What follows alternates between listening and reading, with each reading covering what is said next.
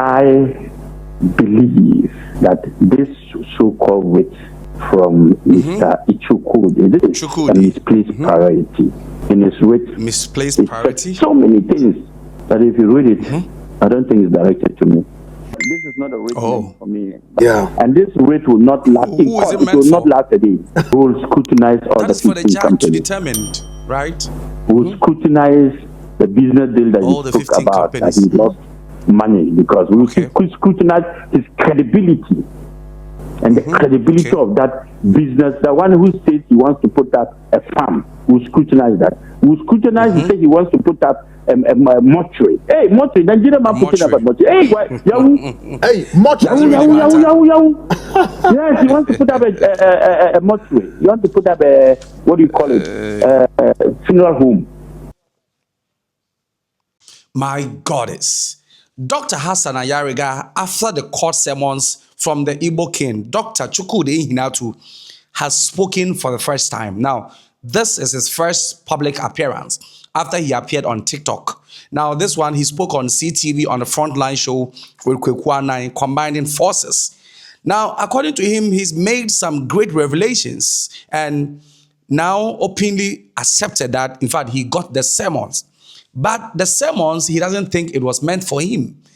Because looking at the nature, the way it was drafted, he thinks it's a misplaced priority and that it wasn't meant for him. I mean, he goes further to also add that the rates or the IGBO King is suing him for 50 million Ghana cedis in general damages and 5.6 million US dollars in special damages, as I reported in the rate of sermon that I read to you in my subsequent video. And so that confirms that what we put to you was correct. Now, he's saying that they are going to interrogate the IGBO King to ascertain the authenticity of all his companies. Again, they are also going to dig how an IGBO King, a Nigerian, wants to open a funeral home or a mortuary in Ghana. What business does it intend to use that mortuary for? I mean, what business? He said he's going to ascertain the purpose of that mortuary and the fund and the farm that he's saying that as a result, he lost that amount of money. And so he wants Dr. Hassan Ayariga to pay him 50 million Ghana cedis plus 5.6 million US dollars. He's going to expose all of them.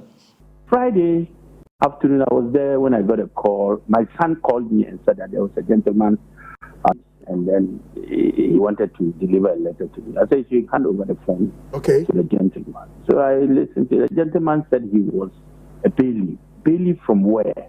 And that he was a bailiff from the High Court. And that he was coming with a writ from Chukwudi.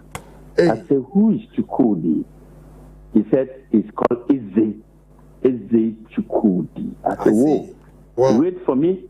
I said, okay, I'm far away, but come on Monday. Then he left. Once he was away, I started driving towards my home. I called him again. I said, wherever you are, I want you to come closer to this particular place.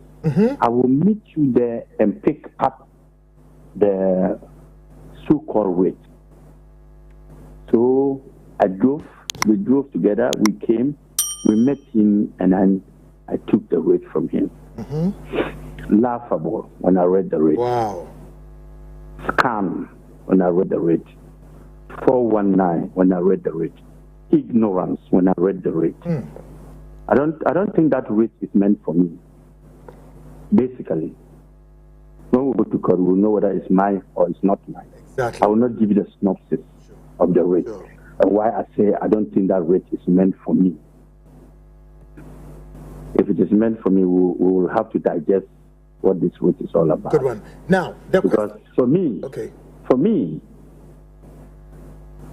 I believe that this so-called writ from Mr. Chukwudi, is it Chukwudi or Chukwudi, is a misplaced priority.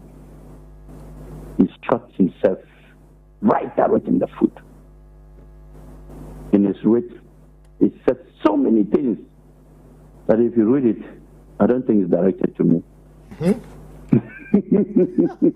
But anyway, I will leave it there. The bailiff missed his way.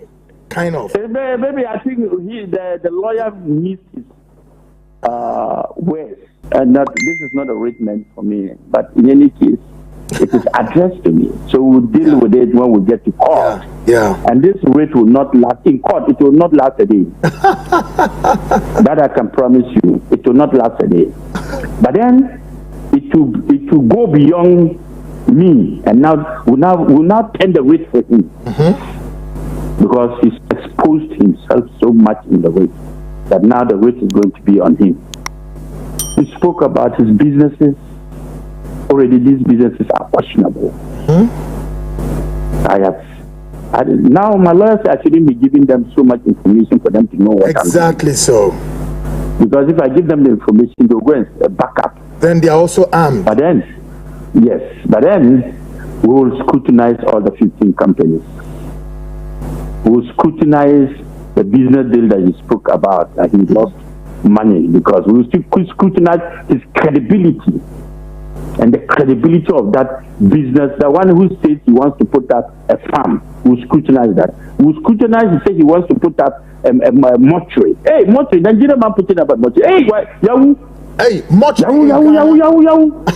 Yes, he wants to put up a mortuary. He wants to put up a, what do you call it? Funeral home. So, as a form of an investment in Ghana, sort of. What kind of investment? Huh? Do you want me to talk? No. Let me talk if you. No. Do you want me to talk? Not at all. No. Mortuary power. Mortuary. Nigerian man putting up a mortuary in Ghana. Do you know what it means? You don't know what it means. Putting up a funeral home. It means a lot. We already. Nigerians are already looking. They are already looking for mortuaries. Some of them are go to what you call graveyard to sit down there. I told you the story. As you were saying the last Friday, I recall. Yes, the last Friday when somebody called me, and now from Paris, is it Paris? Chile, Paris. He called me from. I'll mention his name, from Paris, and was telling me now what they do at the graveyard and the mortuaries, what Nigerians do at the graveyard and mortuaries. And somebody wants to put a mortuary. We will get to all that. Yeah. But to be very honest, the court, he spoke about $5.6 million and 50 million Ghanaians. These are things that we want to deal with it in court and leave it out of the media. But I'm telling you, my brother. What does he need the money for? Did he state? When somebody wants to scam you, we will know whether he has paid taxes of those amounts of money. We'll see all the businesses he's done for the past 15 years and all the 2x2 awards he puts always in his writ. What has your award got to do with writ? You put up a writ, then you have say you are giving an award from Traders Market Association, Makola Market Association, this Market Association. Oh my God. I read it and I tried to make sense out of this, in the sense that there is no sense in it. Why must the judge read all of this to us? There is no sense in it. I don't know. But you see, who you are. But you see, my brother, let's forget that. Let's forget that particular writ and talk about something important. I'm told right now, Nigerians are trying to. They said that they are with him. They are going to. I don't know whether somebody too is doing him forward that they want to put up a phone number and they want to get money to support his court case. That could be quite. I pray to the court and to our ancestors and our fathers and grandfathers that man will come to court. Whatever man I have said will come to court. Good. Now let's move quick to the very countdown, which again we declared him on the 17th. On the 17th of October, look, there is going to be a movement. I said that. Yeah. Court or no court. Listen very well. Court or no court. Yeah. The 17th of October ultimatum. Yeah. Still stands. Good. Ghanaians should brace themselves that we will not allow imposters to take over our sovereignty. That our constitution bans foreigners from becoming kings in our country. Exactly. And our constitution gives the foreigners, citizens, the right to initiate any kind of citizen arrest against any imposter, criminal, whatever, and hand the person over to the police. That we are going to do.